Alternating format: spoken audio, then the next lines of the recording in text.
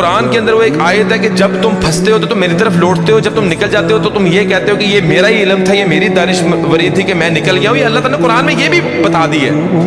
تو وہ دعائیں بھی ایسی دل سے نکلتی تھیں کہ وہ آج بھی مجھے اپنے الفاظوں پہ بھی جو ہے حیرانگی ہوتی ہے. میں تو اللہ کے ہاتھ پھیلاتا تھا، اللہ تعالیٰ تو یوسف علیہ السلام کو کنویں سے نکال کے بادشاہ بنانے پہ قادر ہے. یا اللہ تو یونس علیہ السلام کو مچھلی کے پیٹ سے باہر نکالنے پہ قادر ہے. یا اللہ تو محمد صلی اللہ علیہ وسلم کو غار سے نکالنے پہ قادر ہے. یا اللہ تو موسیٰ علیہ السلام کو فرعون کے اوپر غالب کرنے پہ قادر ہے. یا اللہ تو ابراہیم علیہ السلام کو آگ سے نکالنے پر قادر ہے. یا اللہ میرا مسئلہ تیرے آگے کیا ہے؟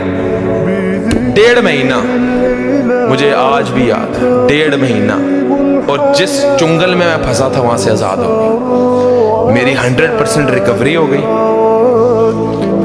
میں بالکل ایزی ہو گیا.